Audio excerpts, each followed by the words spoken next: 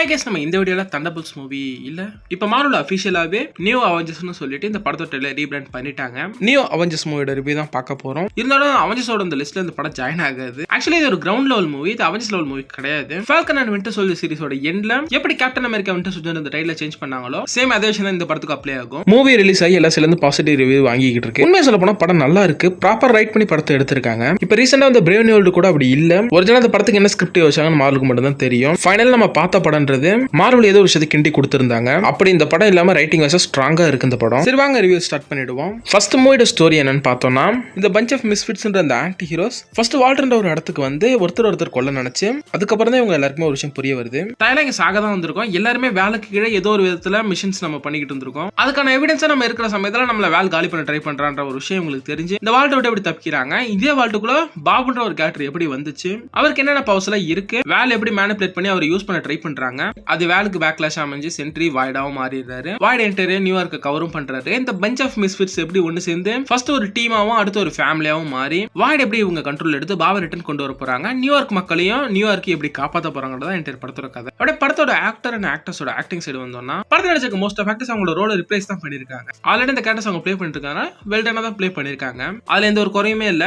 இந்த படத்துக்கு புதுசான நம்ம சென்ட்ரியா நடிக்க நம்ம லூயிஸ் புல்மன் தான் 3 டிஃபரெண்ட் கேரக்டர்ஸ் ப்ளே பண்ணிருக்காரு. பாபா ஒரு அப்பாவியாவும், சென்ட்ரியா போல்டா சூப்பர் ஹீரோவாவும், வாய்டா ஒரு ஆன்டகனிஸ்டாவும் தரமாவே ப்ளே பண்ணிருக்காரு. அது என்டையரா வாய்டு பிளாக்கா தான் இருப்பாரு. அவரோட வாய்ஸ் மாடுலேஷன்ல சுத்தி இருக்காரு பயமுடுத்தி பயங்கரமான ஆன்டகனிஸ்டா ப்ளே பண்ணிருப்பாரு. எந்த அளவுக்கு அந்த பயங்கரன்றது இருந்துச்சுன்னா சின்ன குழந்தைய கூட விடாம வாய்ட் ஐடி கவர் பண்ணிடுவாரு. லூயிஸ் புல்மனோட ஆக்டிங்ன்றது தரமா இருந்துச்சு. அடுத்த படத்தோட ரைட்டிங் சைடு வந்தோம்னா, படத்தோட ரைட்டிங் எந்த அளவுக்கு ஸ்ட்ராங்கா இருக்குன்னு பாத்தீங்கன்னா, ஃபால்கன் அண்ட் வின்டர் சோல்ஜர்ல எல்லாருமே வெறுத்த கேரக்டர் நம்ம யூஎஸ் ஏஜென்ட். ஆக்சுவலி இந்த படத்துல ஒரு ஃபேன் ஃபேவரட் கேரக்டரவே மாத்திட்டாங்க. ஆக்சுவலி ரைட்டிங் நல்லா இருந்தா எல்லாரும் வெறுக்கிற கேரக்டரே எல்லாருக்கும் பிடிச்ச கேரக்டரா மாத்த முடியுன்றதுக்கு இதான் உதாரணம். ஆனா இந்த படத்தோட பாயிண்ட் ஆஃப் வியூ பாத்தீங்கன்னா, எலினாவோட பாயிண்ட் ஆஃப் வியூ தான் இந்த படத்தை நம்ம பாக்குறோம். கிட்டத்தட்ட தண்டர்போல்ட்ஸ்க்கு லீடராகவும் அவங்களோட கேரக்டர் சூப்பரா டெவலப் பண்ணிருக்காங்க. சொல்லப்போனா சென்ட்ரியா கண்ட்ரோல் எடுக்கிற ஆளாவே அவங்க தான் இருக்காங்க. லைக் நட்டாஷா அண்ட் ஹல்க் மாதிரி. ஆனா ஹல்க்குக்கும் நட்டாஷாக்கும் இடையில ஒரு சின்ன லவ் ஓடிக்கிட்டு இருக்கும். பட் இது ஆனா இங்க கிடையாது. பாஸ்ட்ல நடந்த விஷயங்களால பாதிக்கப்பட்டு டிப்ரெஷன்லயும் ட்ராமாக்குள்ளயும் கம்ப்ளீட்டா முழுகி போய் இருக்கிற 2 பேருக்குள்ள இருக்க பாண்டிக்கா தான் இதை காமிச்சிருக்காங்க. ஓவரா இந்த வாய்டுன்ற ஒரு விஷயத்தை வச்சு தான் இந்த என்டையர் படத்தை எழுதியிருக்காங்க.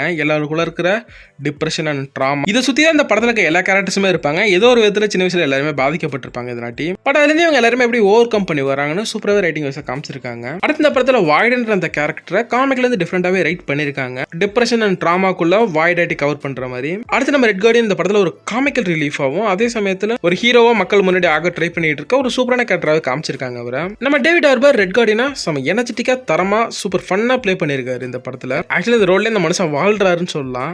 அடுத்து இந்த தண்டர்போல்ட்ஸ் டீமுக்கு ஹீரோக்கு மூமெண்ட் அழகா எழுதியிருந்தாங்க. மக்களே இவங்க எல்லாரும் ஹீரோஸ் அக்செப்ட் பண்ற மாதிரி. படத்துல கிட்டத்தட்ட வாய்டை இவங்கள்ட்ட எதுவும் பண்ண முடியாத ஒரு நிலைமையில வாய்டிட்டு இருந்து இடிஞ்சு ஒரு பில்டிங் இருந்து மக்களை இவங்க காப்பாத்துற அந்த சீக்வன்ஸ் உண்மை நல்லா இருந்துச்சு. ஏன்னா ரீசெண்ட் டேஸ்ல அந்த சூப்பர் ஹீரோ படங்கள்ல இந்த மாதிரியான ஒரு சீக்வன்ஸ்ன்றது இவங்க இப்ப அமைக்கிறதே இல்ல. பில்டிங்ஸ் எல்லாம் அடிச்சு நேரம் ஒரு சீக்வன்ஸ் கொடுத்து ஹீரோ வர்சஸ் வில்லன்ற ஃபைட் நடக்கும். அதான் கிட்டத்தட்ட நம்ம ஒரு டெக்கடா பாத்துக்கிட்டு இருக்கோம். அதுல இருந்து இந்த ஒரு சீன் நல்லா இருந்துச்சு.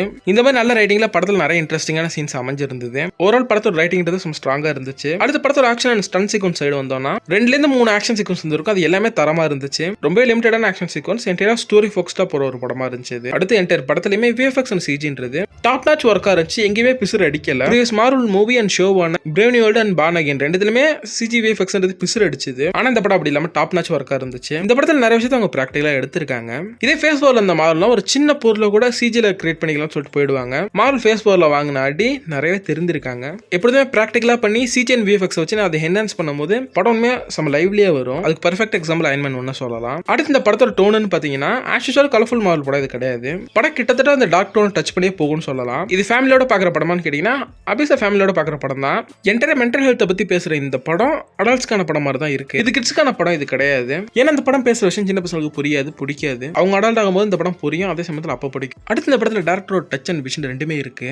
மோஸ்ட் ஆஃப் த எம்சியூ படங்களை நீங்க டேரக்டர் டச்சை பார்க்க முடியாது. மார்வலுக்குன்னு ஒரு ஃபார்முலா இருக்கு. அதுதான் இந்த டேரக்டர்ஸ் வந்து படம் எடுத்து கொடுத்துட்டு போகணும். ஆனா அதுல இருந்து இந்த படத்தோட டேரக்டர் ஜாக் ஸ்ட்ரேயர் தப்பிச்சிட்டாரு. மார்வல் ஏதோ இவருக்கு ஃப்ரீடம் கொடுத்துருக்காங்க. அதெல்லாமே ஒரு நல்ல டேரக்டரும் கூட இந்த படத்தை உண்மையை நல்லா எடுத்திருக்காரு. ஓவராலா பட சைடுல இருக்க எல்லா பாசிட்டிவ் நம்ம கவர் பண்ணியாச்சு. இப்போ அப்படியே நெகட்டிவ் சைடு போனோம்னா, இந்த படத்துல கம்ப்ளீட்டா வேஸ்ட் பண்ணி கொல்லப்பட்ட ஒரு கேரக்டர் இருக்கு. அது யாரும் உங்களுக்கு நல்லா தெரியும், டாஸ்க் மாஸ்டர் தான். எதுக்குடா அந்த கேரக்டர் கொண்டீங்க? ஆல்ரெடி இந்த கேரக்டர் வேஸ்ட் பண்ணி தான் வச்சிருந்தீங்க. இந்த படத்துல அந்த கேரக்டருக்கு நல்ல ரைட்டிங் கொடுத்து அந்த கேரக்டர் ஒரு ஃபேவரட் கேரக்டரா மாத்திருக்கலாம் இவங்க நினைச்சா. ஆனா அந்த கேரக்டர் கொண்டு அவங்க வேஸ்ட் பண்ணிட்டாங்க. ஆக்சுவலி இந்த படத்துல ஒரிஜினல் ஸ்டோரியில டாஸ்க் மாஸ்டருக்கு ஒரு பெரிய ரோலே இருந்திருக்கு. அந்த ஒரு ஒரிஜினல் தண்டர்போல்ட் ஸ்டோரி படமாகல, வேற ஒரு ஸ்டோரி தான் இந்த படமா எடுத்திருக்க சமயத்துல டாஸ்க் மாஸ்டர் அந்த படத்துல ஓப்பனிங்ல கொண்டுட்டாங்க. ஒரிஜினல் படம் இனிஷியலா என்ன பிளான் பண்ணாங்கன்றத நான் குடிசீக்கிரம் வேற ஒரு வீடியோல கவர் பண்றேன். ஒருவேளை இந்த டாஸ்க் மாஸ்டர் ஃபேக்னு சொல்லிட்டு ஓஜி டாஸ்க் மாஸ்டர் எடுத்து வந்துருவாங்களோ, மாலை ஏதோ மைண்ட்ல வச்சு இந்த கேரக்டர் கொண்டாங்க தெரியல. கம்ப்ளீட்டா ஒரு வேஸ்டட் கேரக்டரா பிடிச்சது. அடுத்த படத்தோட தீம் இல்ல மியூசிக் சொல்ல போனா பெருசா சொல்லிக்கிற அளவுக்கு இந்த படத்துல ஞாபகம் வச்ச அளவுக்கு தீமா மியூசிக்கே எதுவுமே இல்ல. இந்த படம் ஆல்ரெடி கிரவுண்டடா தான் இருக்கு. ஆக்ஷன் சீக்வன்ஸ் இன்னும் கொஞ்சம் எக்ஸ்ட்ரா வச்சிருந்திருக்கலாம். ரொம்பவே ஆக்ஷன் சீக்வன்ஸ் லிமிட் பண்ணிட்டாங்க.